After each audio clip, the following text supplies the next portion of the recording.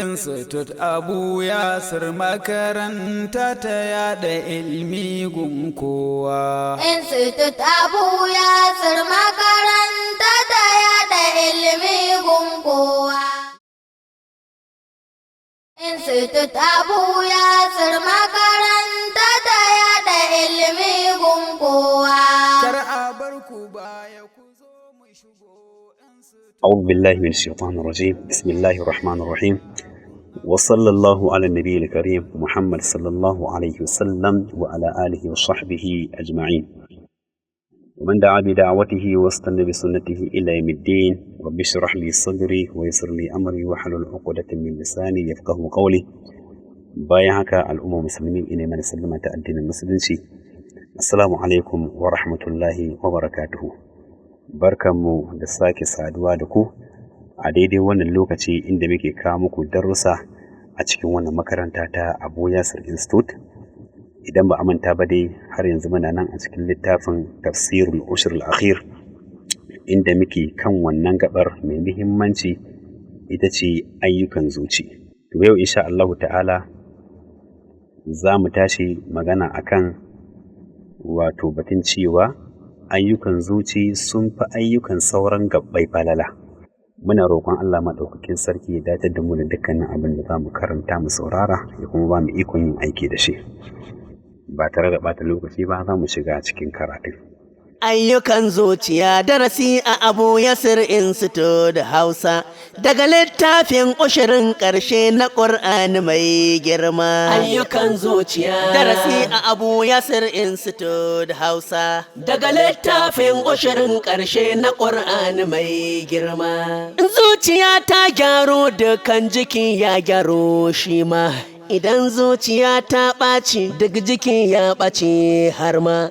Wannan hadisi Bismillahirrahmanirrahim. Malam ya ce ayyukan zuci sun fi ayyukan sauran gabbai falala saboda dalilai masu zuwa. Na ɗaya, idan aikin zuciya ya samu matsala zai iya shafar aikin gabbai kamar riya da take ɓata ayyuka. Na biyu, ayyukan zuci su ne asali. Duk abin da mutum ya yi na furuci ko motsi idan dai ba niyya daga zuciya to ba za a kama shi da laifi ba. Na uku, ayyukan zuci sababi ne na samun daraja mai girma a aljanna kamar gudun duniya da sauransu. Na hudu, ayyukan zuci sun fi wahalar yi fiye da ayyukan gabbai kamar yadda Ibnul Munkadir yake cewa, na yi gogayya ma'ana na sha wahala da zuciyata kimanin shekara 40 akan ikhlasi sannan na sami nasara ta tsayi a kai.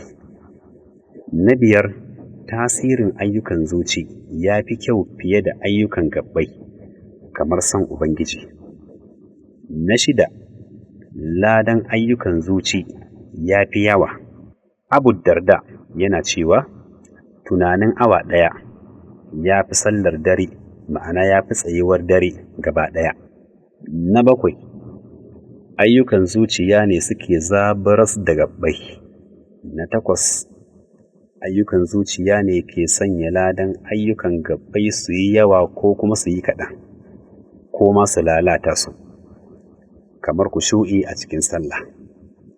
Na tara, ayyukan zuciya sukan wakilci ayyukan gabbai kamar niyyar yin sadaka ga wanda ba shi da dukiyar yin sadakar. Na goma, ladan ayyukan gabbai ba shi da iyaka. Na 11, ladan ayyukan zuciya yana ci gaba ko da gabbai sun tsaya ko sun gajiya.